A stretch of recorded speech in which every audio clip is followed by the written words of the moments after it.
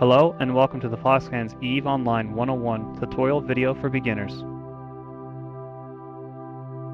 This video is designed to instruct new players in EVE on the various major races in this game, as well as the general design of the ships that each race is known for making.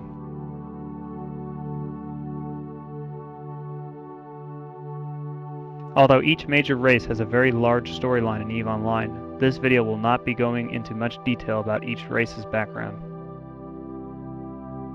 It is important to understand the four major races and how their ships are designed, as these ships are the basic building blocks for every ship in EVE Online. The majority of pilots, especially in their earlier career, will be flying the same ships as their races are contributed to designing.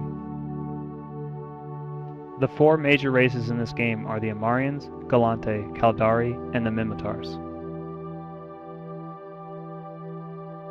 Each race has certain ships in their arsenal that generally follow certain specialization guidelines. Not every ship, not even every combat ship, follows the exact specialization that their race is known for designing. But this video will be going over the basic ship specialization of each race. All ships have bonuses that can be viewed in their description. It is always important to understand that these bonuses indicate how a ship is specialized in addition to its normal attributes. When fitting a ship, it is important to make use of the ship's bonuses with the modules that complement them. Not doing so will result in a player wasting the ISK to have ever purchased the ship.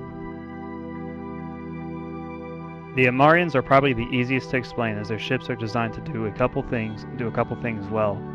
The Amarian ships are nearly all, if not all, designed for armor tanking. This means that their resistances and HP are focused for tanking more damage on their armor layer compared to their shield or hull layer. This usually means that when fighting an Amarian ship, a pilot might be able to blow through an Amarian ship's shields quite easily, but upon reaching their armor layer, the amount of damage being taken will be dramatically reduced, as well as the amount of HP on the armor layer will be dramatically increased. Out of the four major races, the Amarian ships are the only ships that focus on laser weapon systems. All lasers can only do thermal and EM damage. Again, since not every race's ships follow the same specialization skills, not all Amarian ships will give bonuses to laser weapon systems. The nice thing about laser weapon systems is the fact that lasers can hot swap their frequency crystals without any downtime in doing so. This allows ships carrying lasers to change the frequency at which their lasers can fire almost immediately. Lasers also do not require ammunition, which can end up spoiling even the most experienced pilots. The alternate specialization bonuses for the Amarian ships are to the ship's capacitor, as well as bonuses to energy transfer arrays, which allows some Amarian ships to transfer their capacitor to another ship of their choice.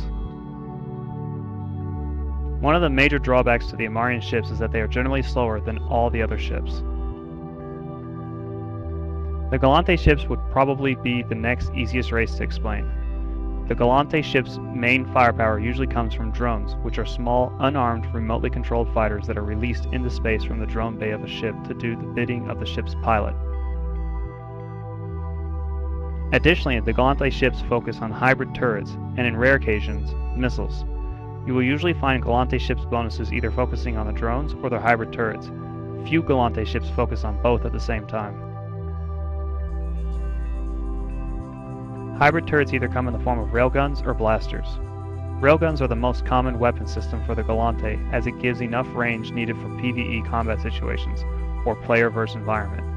PvP, or player versus player, is usually done with blasters, which are some of the most devastating weapons in the game, but lack any sort of range, and thus, unless Gallente ships are able to close in on their target, generally don't have the firepower needed to make as much of a difference in PvP as many of the other ships could.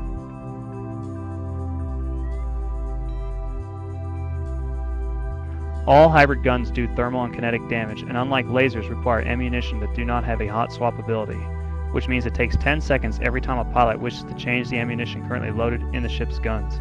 Drones, on the other hand, can do a variety of damage depending on what kind of drones the ship is carrying. Drones also have the ability to have special abilities such as webifying, tracking disruption, and more.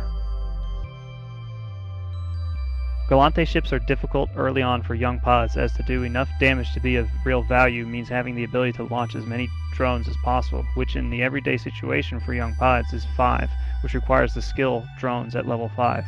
This becomes very important when Gallente pilots can start flying cruisers, as the cruisers have a big enough drone bay for 5 or more drones.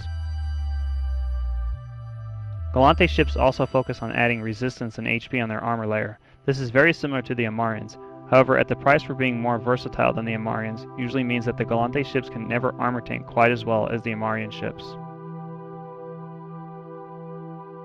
Gallente ships' alternate bonuses focus on the ability to increase the ship's ability to repair its own armor layer and bonuses to remote repair other ships.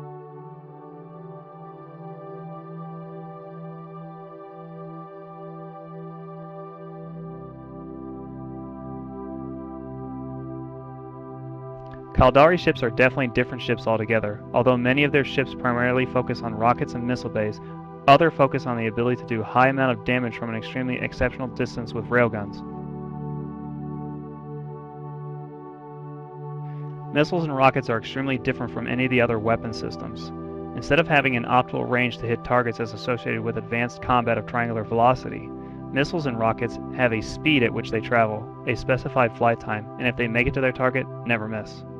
Missiles and rockets also have different types of warheads, which allows the pilot to load in different rockets and missiles to do EM, thermal, kinetic, or explosive damage. The drawback to rockets and missiles is that such weapons can be shot down with defender missiles, can sometimes take a long period of time to reach their target, and are expensive for new players to afford compared to other types of ammunition.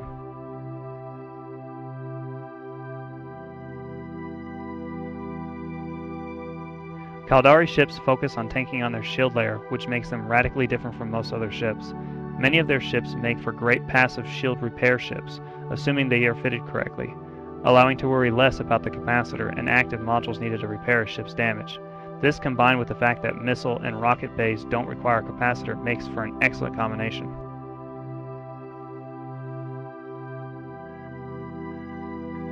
A common misconception with Caldari ships is that they focus heavily on shield boosters, which if used would likely end in a ship running out of its capacitor fairly quickly. Shield boosters are generally only used when there are other support ships nearby to help transfer capacitor along with the shield transporters to the tanking Caldari ship. Most fleets would opt for heavy armor tankers and remote armor repair support ships.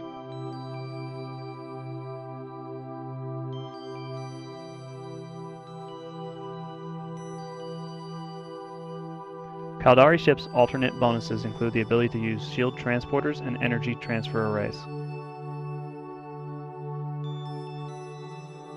I have chosen Minmatar as the last ships to go over as they are generally the hardest to explain.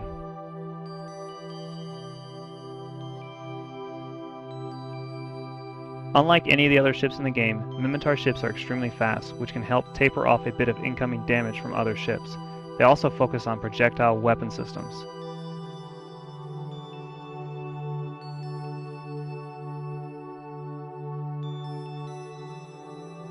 The projectile weapon systems either have a very short or very long optimal range, mainly depending on what type of projectile weapon the ship is using. Projectile weapons can do a great deal of damage with not as many drawbacks. They, like missile bays, are able to switch different types of ammunition, changing what kind of damage they are doing, and do not require a capacitor in order to fire the weapon. However, unlike missiles, the projectile ammunition does two different types of damage, do not have a travel time to the target, and can't be shot down. The different ammunition can change the optimal range of the projectile weapon system. This last characteristic is similar to hybrid and laser weapons.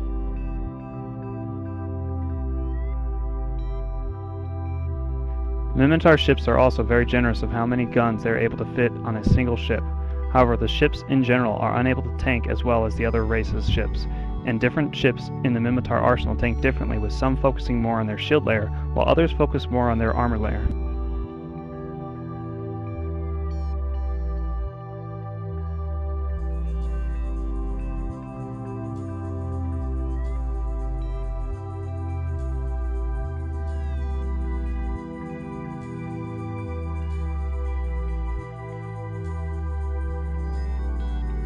This makes Minmatar ships generally a little harder to succeed in PvE with, since PvE is all about mitigating damage and outlasting your enemy. However, Minmatar ships make some of the best PvP ships and are more versatile than any other race, as they are able to fulfill a variety of roles.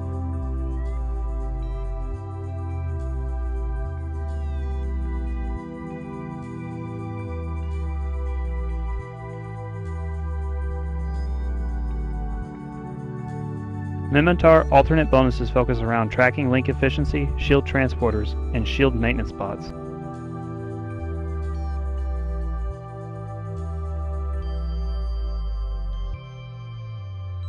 Well, that completes this episode of the Foxlands EVE Online 101 tutorial video. I hope you will join us for our next episode.